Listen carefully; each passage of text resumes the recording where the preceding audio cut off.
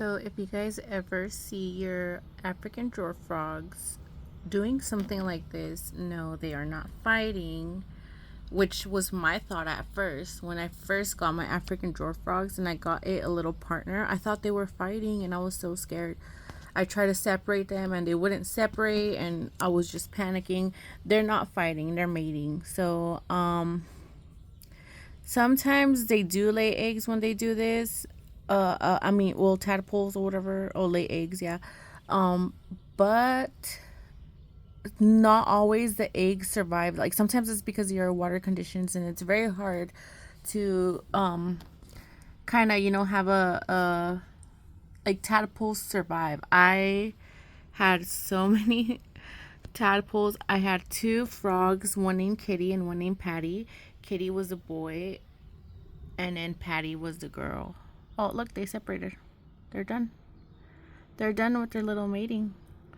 But anyways, yeah, they mated and they laid eggs, and normally I would just let the eggs float around. I ended up finding out because I need glasses, but one time I just started seeing like little things like kind of go up, like it's almost like little dust in the water that start moving on its own, but it's different because they start from the middle and then they start moving up.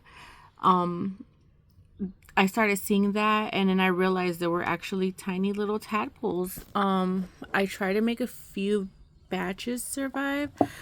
Well, actually, no, it was my first batch, and I had read so many things online how it's so hard to make tadpoles survive and all this stuff, and it was gonna be a hard time. I have to clean the water constantly and all this stuff, and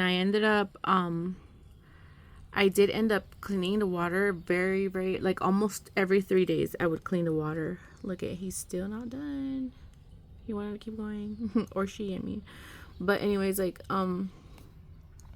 yeah, you have to clean the water every 3 days, and it's such a hassle. Oh my god, I would have to get literally each frog, each tadpole, with a little spoon and then change it into a different container, and then some of them would die. I would leave the dead ones obviously in the other container. I would make sure that they're really fully dead. Anyways, long story short, I ended up having a total of like, I don't know, like 20 frogs that survived. Is that shit stuck?